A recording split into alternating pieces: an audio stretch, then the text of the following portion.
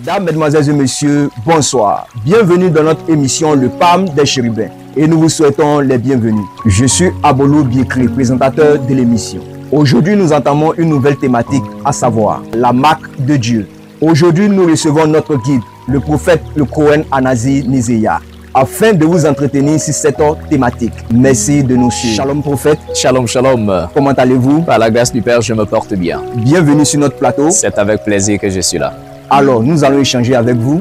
La première question, qu'est-ce que la marque de Dieu? Alors, il est assez important d'ailleurs de comprendre cette notion de la marque de Dieu.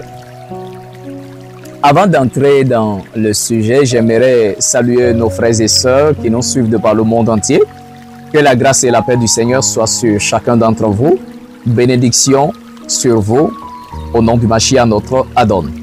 Alors, pour revenir à la question de savoir la marque de Dieu, c'est un sujet extrêmement important. Exactement. Parce que souvent, nous avons l'habitude d'écouter des personnes qui parlent de la marque de la bête. On dit c'est 666. Il y a même d'autres qui ont dit que non, 666 n'est pas la marque de la bête, mais c'est plutôt le code de la mélanine qui se trouve dans le corps humain. Mais pour cela, j'aimerais d'abord dire que le code de la mélanine dans le corps humain n'est pas 666, mais plutôt 18. Donc, on a 6 électrons, 6 photons et 6 protons. Donc, 6 plus 6 plus 6, ça nous fait 18. Et 18, quand nous le décomposons, on a 1 et puis le 8. Le chiffre 8 qui est le chiffre de la résurrection, qui est le chiffre bien sûr de l'élévation, le chiffre de la quête de la spiritualité. Ça, c'est le chiffre 8. Et le chiffre 1 étant bien sûr le chiffre qui nous démontre qu'il y a plusieurs dieux, mais il n'y a qu'un seul maître suprême au-dessus de tous les dieux. Donc, le chiffre 18 est le chiffre qui nous permet de nous élever vers le seul créateur de l'univers qui est le chef de tous les dieux. Ça, c'est d'abord la définition du chiffre 18. Maintenant, si nous revenons à cette marque de la bête, ce que dont nous allons voir peut-être un peu plus tard, mais quand nous parlons de la marque de Dieu, il est important de savoir c'est quoi la marque de Dieu parce que les écrits en parlent. Et même la parole dit qu'un ange est descendu afin de libérer des esprits, afin de punir tous ceux qui n'avaient pas la marque de Dieu. Donc tous ceux qui n'ont pas la marque de Dieu seront châtiés, punis par le Seigneur. Et je vais commencer d'abord par prendre ce passage-là avec vous pour que nous puissions comprendre. Ok. Alors si nous partons dans le livre d'Apocalypse, le chapitre 9, d'accord, à partir du verset 1. Le verset nous dit, un ange qui est considéré comme une étoile, qui descend du ciel, on lui donne une clé. Il ouvre l'abîme qui est en bas de la terre et il y a des êtres qui sortent. Il y a des esprits qui remontent de la surface. Mais le verset dit, ces esprits ont reçu un pouvoir. Mais le pouvoir qu'ils reçoivent est comme le pouvoir que les scorpions ont. Et leur pouvoir était de faire quoi? C'est pas de faire du mal à la terre, ni aux arbres, bien sûr, ni à tout ce qui peut être sur terre comme verdure.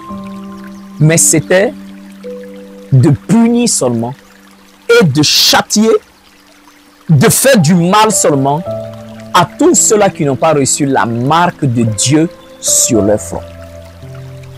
Souvent les chrétiens parlent de la marque de la bête. Oui, la marque de la bête. Oui, la marque de la bête sera aussi sur le front des gens ainsi que sur leurs mains. Donc, avant de parler de la marque de la bête, ici on parle de la marque de Dieu.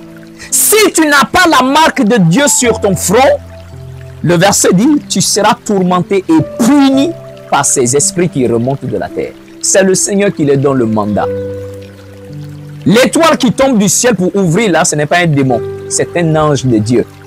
Donc tous ceux qui n'ont pas reçu la marque de Dieu sont châtiés. Maintenant regardez ce que la parole nous dit. Il leur fut donné non de les tuer, mais de les tourmenter pendant 5 mois. Ok? Et le tourment qu'elle causait était comme le tourment que causent les scorpions quand ils piquent un homme. C'est-à-dire, le scorpion, quand le scorpion te pique, la douleur que tu ressens, c'est la même douleur que les gens ressentiront. ceux qui n'ont pas la marque de Dieu. Et on ne doit pas les tuer. D'accord? On ne les tue pas. Mais tout simplement, on doit les tourmenter. Maintenant, écoutez ce que le verset 6 dit. Ok. En ce jour-là, les hommes chercheront la mort et ils ne la trouveront pas. Ils désireront mourir et la mort fuira loin d'eux. Alors, ici, la parole nous dit, quand ces esprits viennent tourmenter les hommes qui n'ont pas reçu la marque de Dieu, ils seront tellement dans la douleur, comme si c'était une forme de maladie dans leur corps. Et en ce moment, ils vont désirer même mourir. Mais la mort ne sera pas là. La mort ne sera pas là. La mort s'enfuira. Ils voudront même se suicider. Mais la mort ne sera pas là. Pendant 5 mois. Donc une punition, un châtiment qui descend d'en haut. Donc, si nous connaissons ça, donc il est évident de chercher à recevoir la marque de Dieu. Et c'est là que maintenant je reviens pour répondre à votre question de savoir qu'est-ce que la marque de Dieu? La marque de Dieu, c'est le fait de recevoir le nom de l'Éternel sur son front ainsi que le nom de son messager. Donc, il est important de recevoir la marque de Dieu si on ne veut pas être châtié. Parce que quand une génération se lève et que la génération est corrompue, la génération est vraiment détestable aux yeux de l'Éternel, le Seigneur envoie un message. Et c'est ce message-là qui vient apporter un message de la part de Dieu. Comme le Christ pouvait dire, celui qui vous reçoit, sait que c'est moi qui le reçois. Et celui qui me reçoit, reçoit le Père qui m'a envoyé. Okay. Donc la marque de Dieu, c'est le fait de recevoir Dieu et son messager qui parle de sa part. Et ceux qui croient au messager et acceptent le message de Dieu véhiculé à travers le messager, ceux-là reçoivent la marque de Dieu. Je vais prendre 2 exemples avec vous. Pour cela, nous irons d'abord dans le livre d'Ézéchiel, le chapitre 9. Arrivé à un moment, le Seigneur voulait châtier la terre. Mais le Seigneur ne châtie jamais la terre sans marquer ses serviteurs d'abord. Alors, Ézéchiel, le chapitre 9.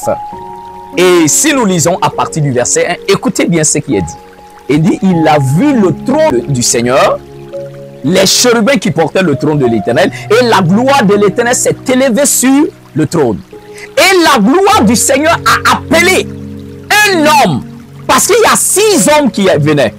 Et parmi les 6 hommes, il y avait un autre homme. Tu comprends? Donc, ce qui fait 7 personnes. Mais celui qui, la 7e personne, portait une ceinture au rein, et sur la ceinture, il y avait une écriture. D'accord? Et l'écriture qui était là représente un message qui porte au rein. Maintenant, la gloire de l'Éternel se lève sur le trône. Il appelle l'homme qui avait la ceinture pour qu'il puisse arriver. Maintenant, quand celui-là s'approche de l'autel, maintenant la parole dit, la ville de Jérusalem avait commis tellement de péchés. Les anciens étaient dans le mal. Il y avait le péché qui circulait, les abominations. Mais parmi le peuple, il y avait quand même des hommes justes qui soupiraient quand ils voyaient les abominations que les gens commettaient. Exactement. Et c'est là que le Seigneur descend avec 7 esprits. Il dit aux 6 là, approchez avec vos instruments afin de détruire tous ceux qui vivent dans l'abomination. Mais le 7e, il appelle, qui a un message sur la ceinture, il dit, passe au milieu de la ville. Il faut marquer le front de tous ceux-là qui ont la crainte du Seigneur. Et quand lui passe, maintenant on dit aux 6 autres, suivez-le. Tous ceux qui n'ont pas la marque, tuez-les. Femmes, enfants, tout le monde. Mais attention, n'approchez pas de ceux-là qui ont la marque sur eux. On se comprend? Donc, c'est comme ça, l'homme s'en va. Ici, on va nous faire comprendre quoi? L'homme qui vient avec une ceinture, et il y a l'écriture dessus, c'est un message.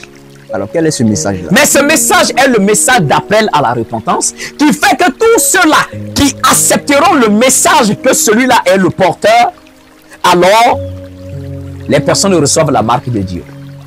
Et quand ils reçoivent la marque de Dieu, ils sont épargnés. Mais tout le reste sont châtiés.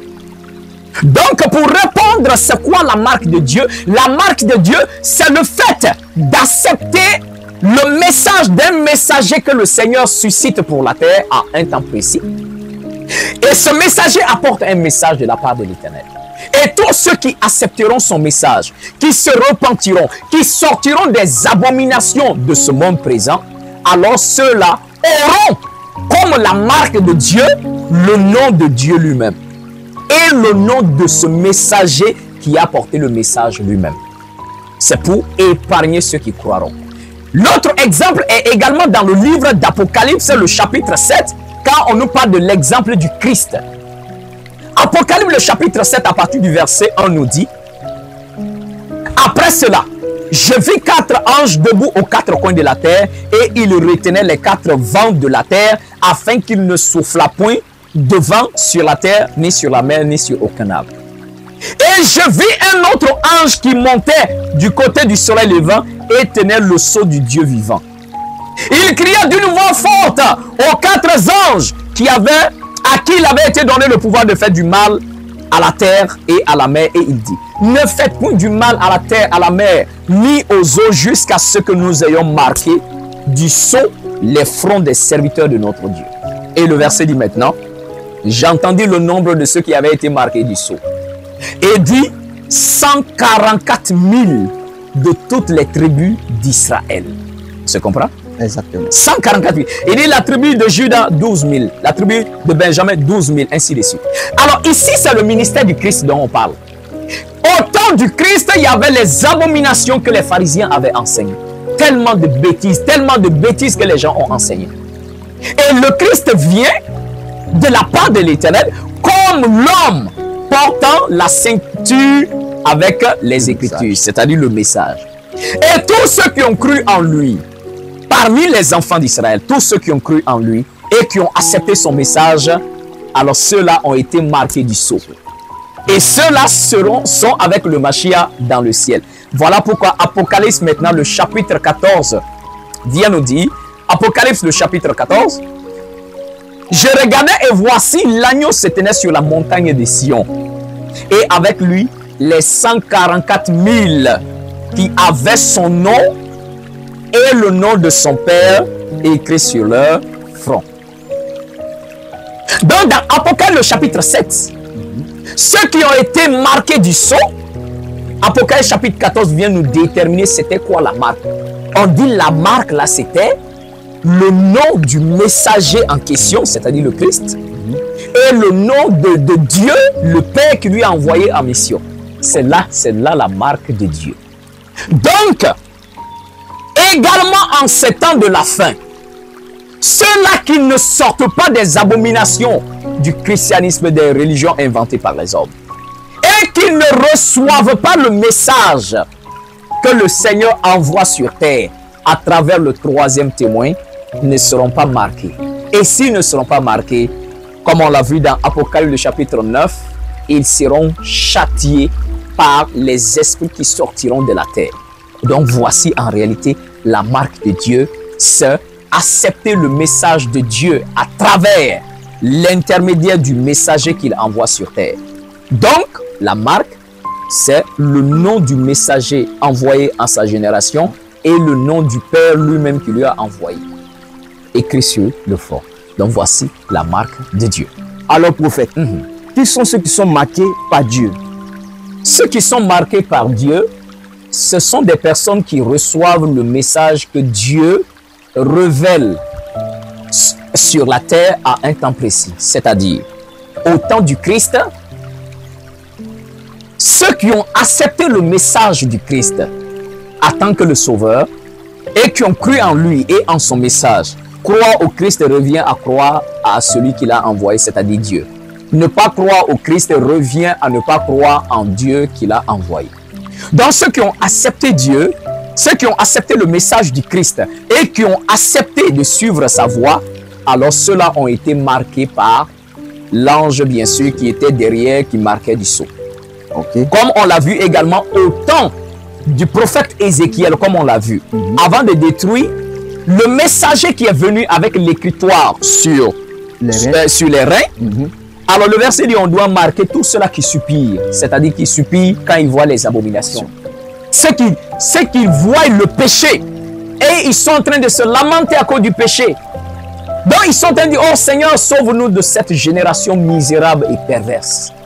Alors ceux-là, comme ils ont le désir de la vérité, de la sainteté de l'Éternel, donc quand ils voient l'homme qui a la ceinture au rein avec le message, ils croient en lui, ils acceptent son message, ceux-là ils sont marqués. Et également de la fin, à la fin des temps, en autre moment précis, après que l'Occident a falsifié la parole, que le christianisme a mélangé la parole du Seigneur, ils ont tout falsifié, et que les abominations ont encore grandi sur la terre, le Seigneur envoie également son messager, appelé le troisième témoin. Quand il apporte le message de la part de Dieu, ceux-là qui croiront en son message, qui l'accepteront bien sûr comme leur sauveur, en suivant la vérité du Seigneur qu'il envoie, alors c'est ceux-là qui seront marqués bien sûr par le sceau de l'Éternel sur leur front. Donc, c'est-à-dire, tous ceux qui sortent du christianisme, de l'islam, Oui. c'est ceux-là qui adoptent la spiritualité des saints éternistes qui seront marqués de la marque de Dieu. Mais bien sûr, parce qu'en ce moment précis où la terre est pourrie, où les religions sont en train de tuer la spiritualité du peuple, les religions, le christianisme, l'islam, ce sont des bêtises. Ce sont des religions qui plongent encore plus les hommes dans le mal. Au contraire, l'éternisme, le troisième témoin étant le messager que le Seigneur envoie sur terre, il vient rétablir l'ordre. Il apporte d'en haut le message du Créateur afin de ramener les hommes dans la volonté du Père éternel. Et tous ceux-là qui sortiront du christianisme, de l'islam, de toutes ces religions inventées par les hommes, qui entrent dans la spiritualité et qu'ils se soumettent à l'obéissance à la voix de l'Éternel et au message qui est l'évangile du jugement, alors ceux-là seront marqués par le sceau de l'Éternel. Mais tous ceux qui ne croiront pas et qui ne suivront pas la parole de l'Éternel ne seront jamais marqués du sceau et ils seront châtiés, bien sûr, par les esprits qui remonteront de la terre. Donc voici de quoi il est question. Merci de répondre à notre deuxième question. Alors, prophète, Oui. quelle est la différence entre la marque de Dieu et la marque de la bête? Bon, la différence entre la marque de Dieu et la marque de la bête, vous allez voir que c'est presque les mêmes principes. D'accord? Quand on parle de la marque de... Je vais commencer par la marque de la bête, puisqu'on a déjà parlé de la marque de Dieu, Exactement. qui est le nom du messager en question et le nom de Dieu inscrit sur le front. Quand une personne accepte le messager de Dieu et croit en son message, donc il reçoit le nom de Dieu et le nom de ce messager-là, bien sûr, comme la marque. Exactement. C'est-à-dire, ce n'est pas de croire à la personne, mais au message de la personne. Oui, mais bien sûr, quand par exemple, dans le livre de Jean, l'évangile de Jean que les chrétiens ont, l'évangile de Jean, le chapitre 12, à partir du verset 49 à 50, le Christ dit, je n'ai jamais parlé de moi-même. Ok. Et le Christ dit, le Père qui m'a envoyé m'a prescrit lui-même ce que je dois dire et enseigner. Et il dit, et je sais que son commandement est la vie éternelle. Voilà pourquoi ce que je dis, je l'ai dit tel que le Père me les a dites. Donc l'évangile du Christ n'était pas lié à sa personne. Ok. Non. L'évangile du Christ n'était pas lié à la... Le Christ n'a jamais dit, c'est moi ceci, c'est... Non. Comme les chrétiens disent que le salut, c'est de croire à la mort et à la résurrection du Christ, ainsi tu seras sauvé. C'est pas ça le message? C'est pas ça l'évangile. Le Christ a reçu un message d'en haut et c'est ce message-là qu'il a véhiculé. Et également, le troisième témoin reçoit un message d'en haut et c'est ce message-là qu'il véhicule. Et ceux qui croient en ce message, c'est le message qui sauve et non la personne qui apporte le message. Maintenant, une fois qu'on reçoit le message qui sauve, c'est vrai que celui qui a porté le message et celui qui a donné le message, les deux travaillent ensemble. Et c'est dans ce contexte-là, la marque de Dieu est le nom du messager et le nom de Dieu lui-même écrit sur le front. C'est ça la marque. Alors, nous allons voir la marque de la bête. La marque de la bête, on dit 666. D'abord, le chiffre 6 est le chiffre de l'impurité, le chiffre de la saleté, de la souillure. Le chiffre 6. 6, bien sûr. Ok.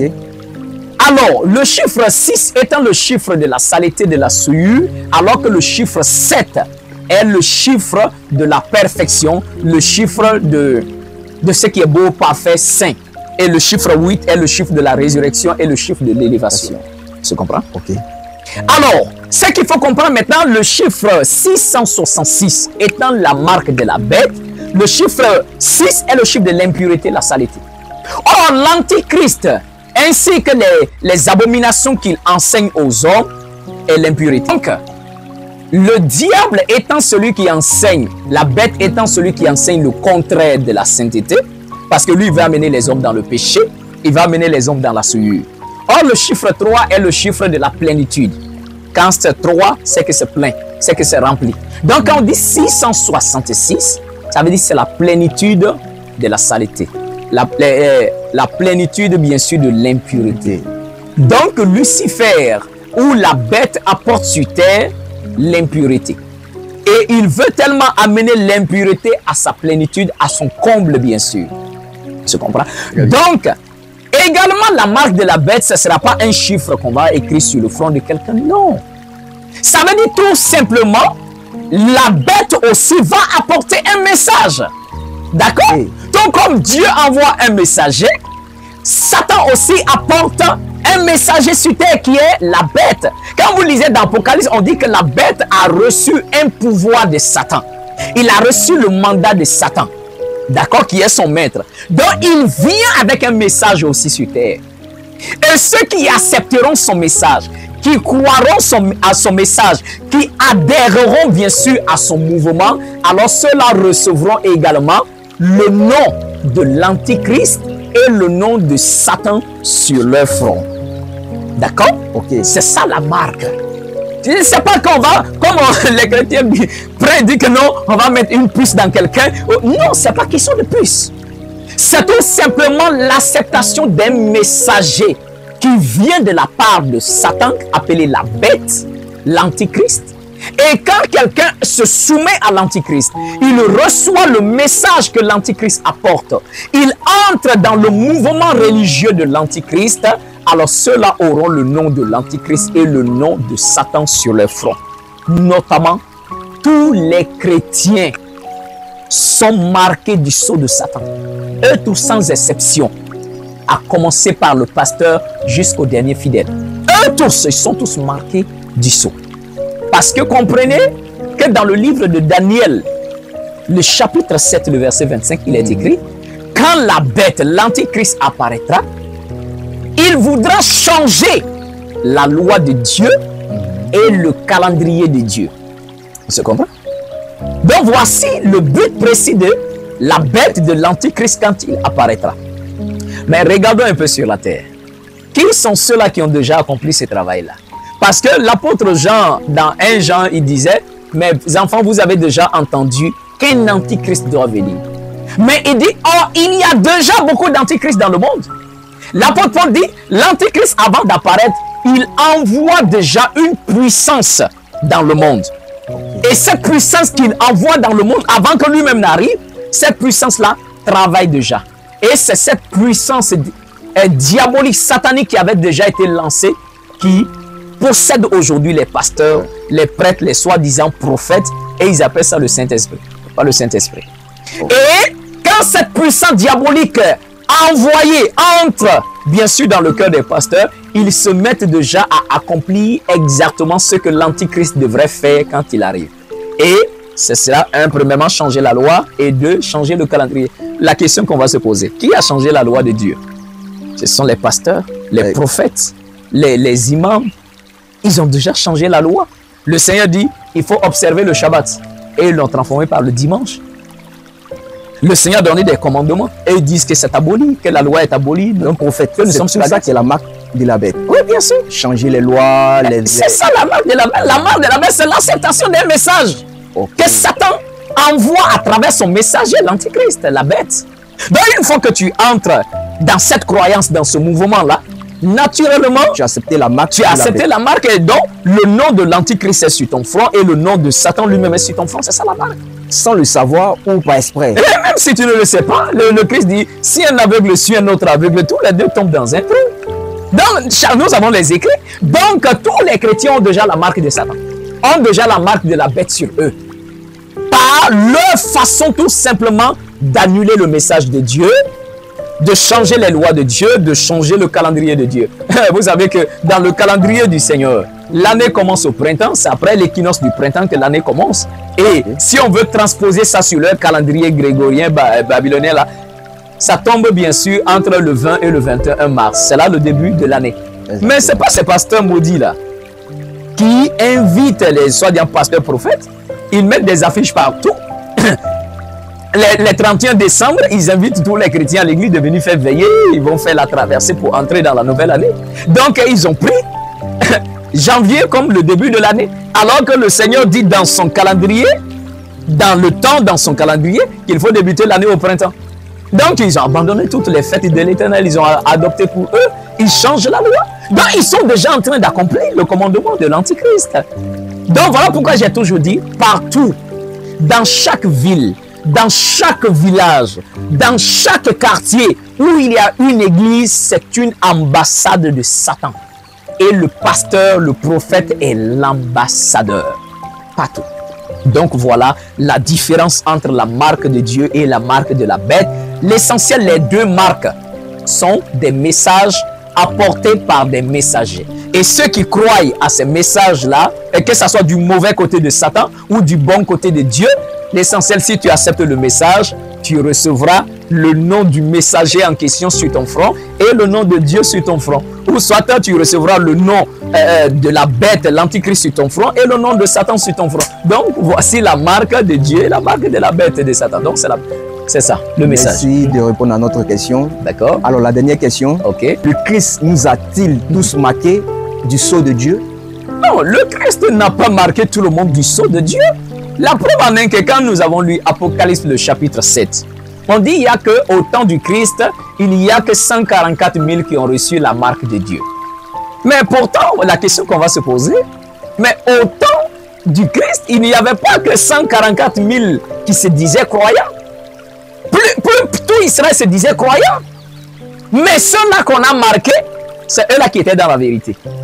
Comme vous avez dit auparavant. C'est ceux-là qui étaient dans la vérité. Voilà pourquoi dans le livre d'Ézéchiel, chapitre 9 qu'on a lu là, on a dit qu'il devrait aller marquer uniquement ceux qui détestent les abominations qui se commettent dans la ville. Exactement. Donc c'est ceux-là qui ont reçu la marque. Alors ceux-là qui ont été marqués du temps du Christ, ce sont ceux-là également qui ont accepté son message et qui ont, en réalité, ils avaient en horreur les abominations qui circulaient. Mais ceux qui se disaient croyants, ils étaient beaucoup. Alors c'est ça. Maintenant, de nos jours également, ceux qui sont encore sur terre, qui sont dans l'avènement, bien sûr, du troisième témoin, ceux-là aussi, le Seigneur veut les marquer. Mais le Seigneur les marque à travers le message qu'il révèle par le troisième témoin. Et quand ils croiront en ce message-là, ils auront le nom du troisième témoin sur leur front et le nom de Dieu sur leur front. Donc, ceux-là de nos jours, qu'ils détestent les abominations enseignées par les pasteurs, par les prophètes, les abominations enseignées par l'islam et ainsi que des religions, et qu'ils sortent de là, qu'ils viennent vers le messager de Dieu, le troisième témoin, qu'ils se soumettent et qu'ils croient en son message en obéissant à l'Éternel, c'est ceux-là qui seront marqués. Donc le Christ a marqué uniquement 144 000 qu'il a trouvés dans sa génération comme des hommes justes. Et de nos jours, également, le troisième témoin, à travers son message, on marquera tout simplement un nombre déterminé de ceux-là qui se trouveront dignes, bien sûr, et qui détestent les abominations. Donc, de nos jours, même ce n'est pas tous les éternistes qui recevront la marque, parce qu'on peut dire qu'on est éterniste, mais on est un faux éterniste, on est un éterniste hypocrite, on est un éterniste qui porte seulement que le nom d'éterniste. Exactement. Donc, pour recevoir la marque de Dieu en notre temps, il faut être un véritable éterniste. Il ne faut pas dire que je suis croyant pour le nom. Donc, voilà la réalité. Le Christ n'a pas marqué tout le monde. Et dans chaque génération, le Seigneur envoie un messager. Et à travers son message, on marque. Donc, voilà la réalité. Donc, ceux qui ont vécu au temps du Christ ont été marqués. Et Apocalypse 14 dit, ils sont déjà au ciel avec le Christ. Apocalypse le dit. Hein? Apocalypse 14, exactement. Ils sont déjà au ciel avec le Christ. Et de nos jours, ceux qui seront marqués à la fin du message, ils seront également avec le troisième témoin au ciel. Donc voici la réalité et voici de quoi il est question, mon bien-aimé. Alors merci prophète d'échanger avec nous sur cette thématique-là. D'accord. Et nous disons shalom. Shalom. Merci. Alors nous voici à la fin de notre entretien. Nous vous donnons rendez-vous pour la prochaine fois. Nous vous disons shalom.